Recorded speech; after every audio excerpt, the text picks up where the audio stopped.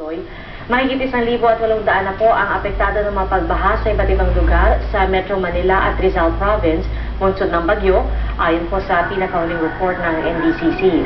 Sa NCR, 33 barangay na ang binaha, kabilang ang mga nasa Quezon City, Maynila, Marikina, Pasig City at San Juan. Kumilos na rin ang Armed Forces of the Philippines para sa pagsasagawa ng relief at rescue operations. Sinuspindi na po ang Philippine Coast Guard at Philippine Ports Authority sa Batangas ang lahat ng inter-island travel.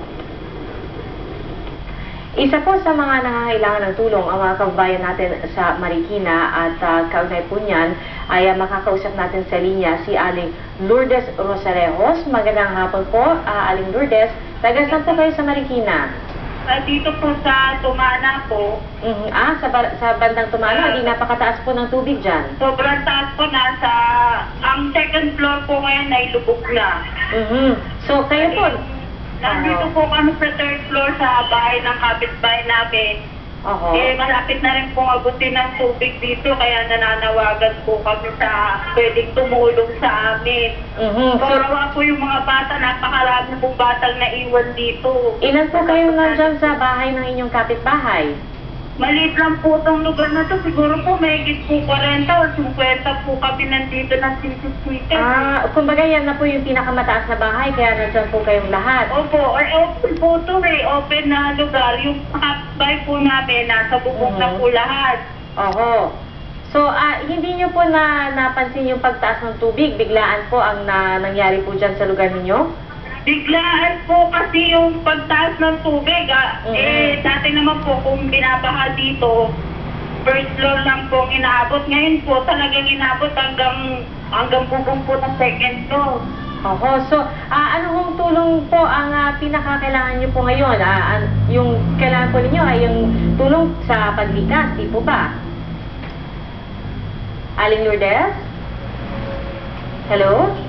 Okay, mukhang nawala sa linya ng ating telepono si Aling Lourdes Rosarejos. Isa po siyang residente ng Marikina at sa kwento nga niya po, dyan po sa may barangay Tumana ay biglaan ang pagtaas ng level ng tubig at nasa third floor na raw sila ng bahay ng isang kapitbahay at mahigit 4 na po sila na nagsisiksikan sa lugar na yon at mula pa po kanina ay marami na po tayong natatanggap dito po sa GMA News na mga tawag at panawagan para sa tulong dahil mula pa nga po kaninang umaga ay walang tigil po ang pagbuhos ng ulan at ang inyo pong nakikita ay ilang lugar na napunan po namin kung saan maski napakataas po ng tubig baha ay sinusuyod pa rin ng ilan na mga kababayan natin ang tubig.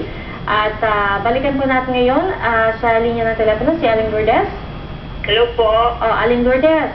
Aling Lourdes, kasi tinatanong po namin kanina, ang kailangan niyo po ngayon ay ang tutulong sa inyo na lumikas sa lugar po niyo. Makaalis lang po dito kasi po baka abutin na po itong third floor. Wala na po talaga kami mapupuntahan. Meron ho ba kayong kuryente pa? May tubig pa ba dyan sa lugar ninyo?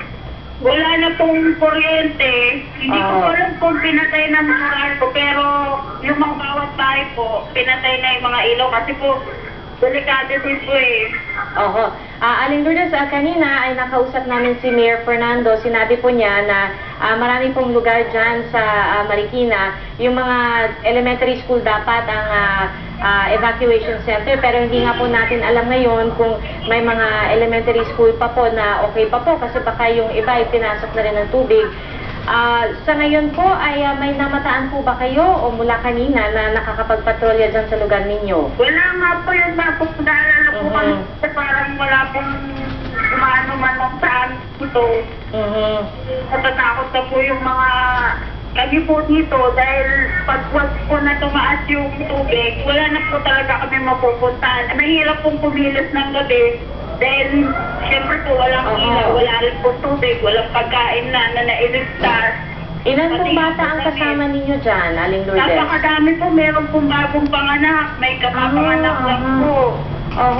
So kayo magkakapit bahay po kayo? Magkakapit bahay po kami nandito.